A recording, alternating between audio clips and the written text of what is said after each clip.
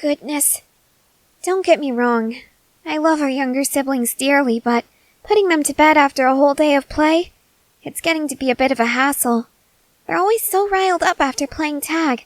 Have you noticed? Oh goodness. You don't seem to be faring much better yourself. Do you need some help getting to bed?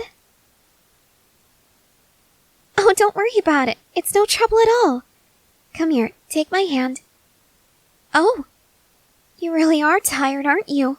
You're shaking. Huh? It isn't that? What is it then?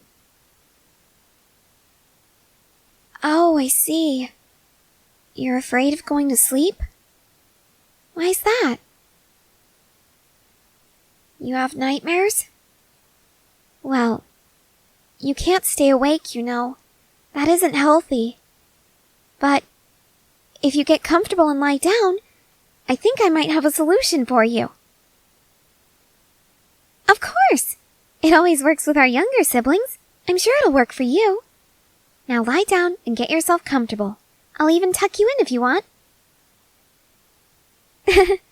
Oh, there's no need to say that.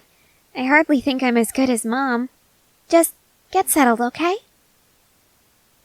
All right, and there. All tucked in. Are you comfy? Good.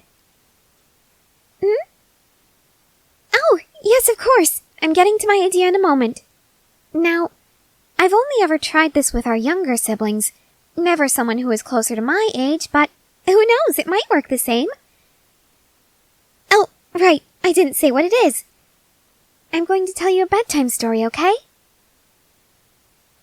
Yes, I know you're not a little kid anymore, but this one's a bit more grown up, I suppose you could say. Do you want to give it a try? It's better than nothing, right? All right. Close your eyes and just listen. That'll help you. All right. Once upon a time, in a land not so far from here, surprisingly enough, there lived a home filled with several children, and a mom, just like ours.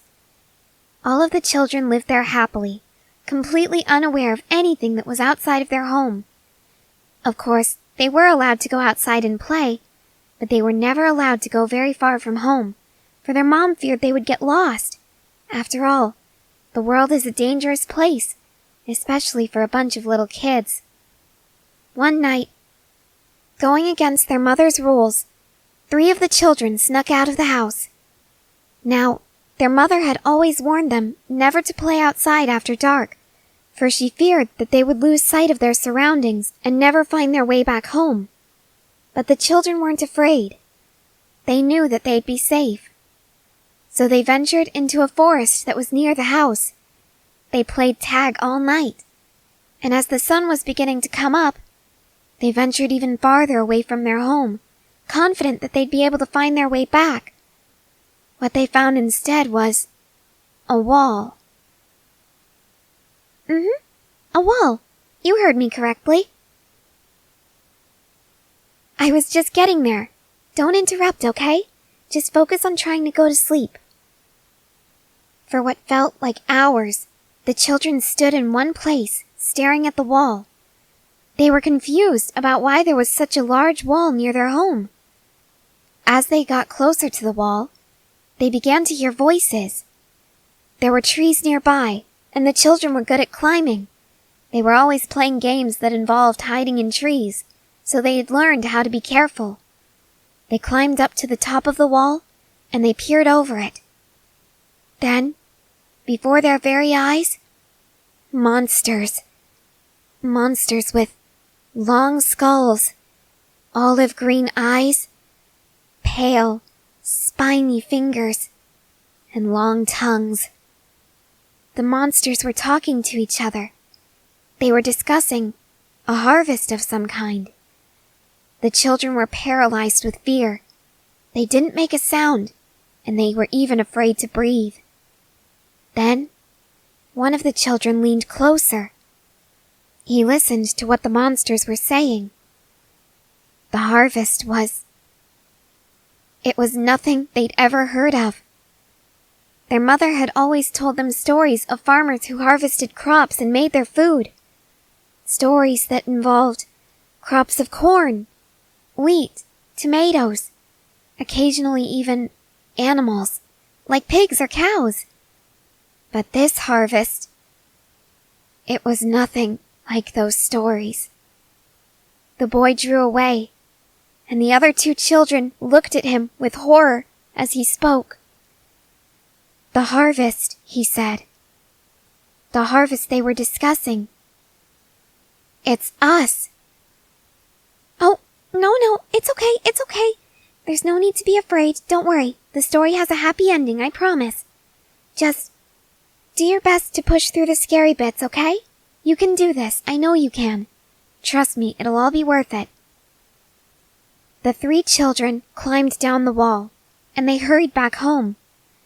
They were running for their lives, it seemed, but when they returned home, their mom was nowhere to be found. It seemed that she hadn't known they were missing. The children soon realized that she was still in her room, fast asleep, unaware of what they'd seen. So they rushed to their siblings' rooms and woke them up. They told everyone about what they'd seen, what they'd heard. At first, the rest of the children were really scared. They didn't know what it meant to be harvested. So the oldest of the siblings, he told them all what was going on. He explained to them very gently. It means that we're like livestock to them. Do you remember the stories Mom used to tell us of cattle farmers? The younger siblings all nodded. He continued, well, imagine that the monsters are people and we're cattle. When they harvest us, what do you think that means? One of the younger siblings shrieked and began crying. It means they're going to kill and eat us, doesn't it? The three older siblings looked at each other, then back to their young ones. They nodded slowly. All of the younger children started crying. They were afraid that they would be killed and eaten.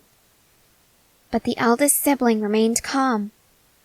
He looked to each and every one of them and said, "It's all right. There's nothing to be afraid of. After all, you have the three of us to keep you safe. Don't worry. Everything will be fine." Then, he turned to the two other older siblings, and he gestured for them to follow him into another room. One of them decided to stay behind, to watch after the young ones. The two older boys left the room and began conversing in private. Don't worry, I'm getting there. I told you not to interrupt, remember? You need to go to sleep. Just listen to the story and try to fall asleep, okay? I promise, the happy ending will come real soon. Now, where was I? Oh, right. The two brothers began talking quietly amongst themselves. The eldest said, I know what we must do. We have to find a way to escape. His brother agreed immediately. In fact, his brother had known what was going on all along.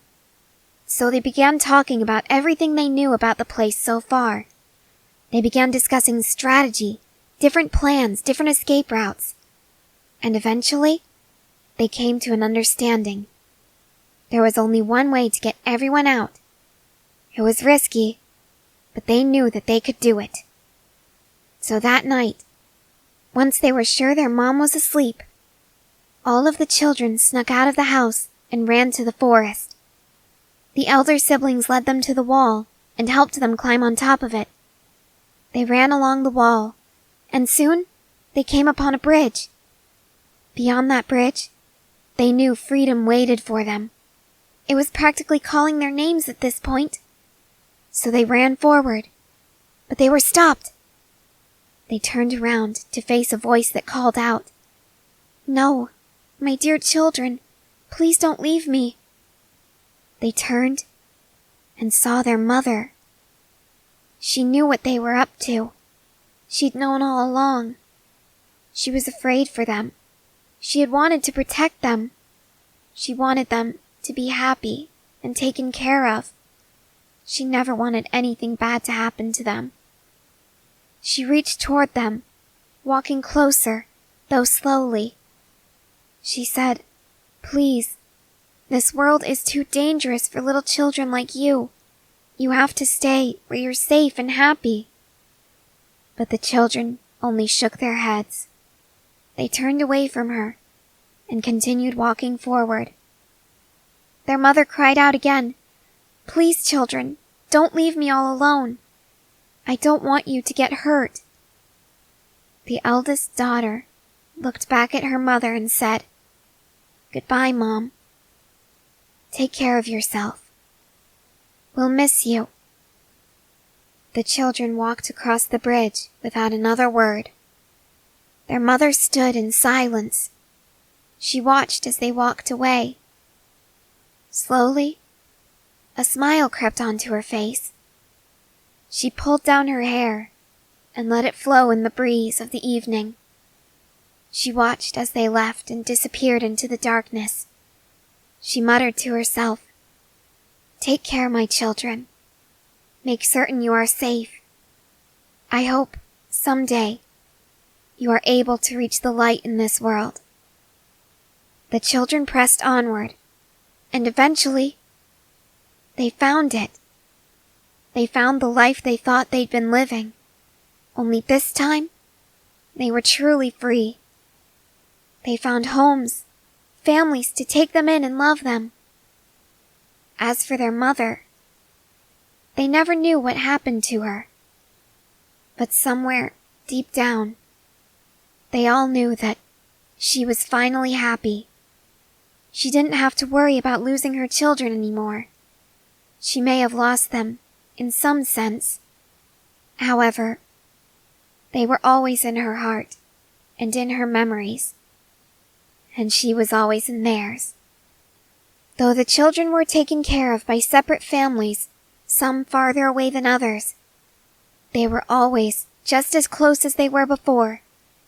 They were always one great big happy family. The end. Oh, you think that's a sad story? Why's that?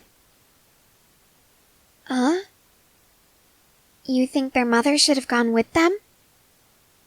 Why do you say that? Yeah, I guess you're right. She really did care about them. And she could have kept them from being separated. But she chose to stay behind. They would have allowed her to follow if she'd chosen to. I'm sure if such a thing were real, the mother would have followed. Right? That's what mothers are supposed to do. They're supposed to follow their children and keep them safe. What were the names of the children in the story? I don't know. What do you think would be good names for them? You're so silly. Emma, Norman, and Ray? Those are our names. Really? You think the children in the story kind of acted like we do? I never really thought about it that way. Oh, you're yawning. Do you think you'll be able to go to sleep? Yeah? All right, that's wonderful. If you have any nightmares, though, feel free to wake me. I can tell you another story or sing you a lullaby. Huh? Of course, you silly duckling. Why wouldn't I help you out? We're family after all, and we always will be. Now get some rest, sleepyhead. We're gonna be playing tag all day tomorrow, just like we always do. And trust me, you'll need all of your energy to outrun Norman.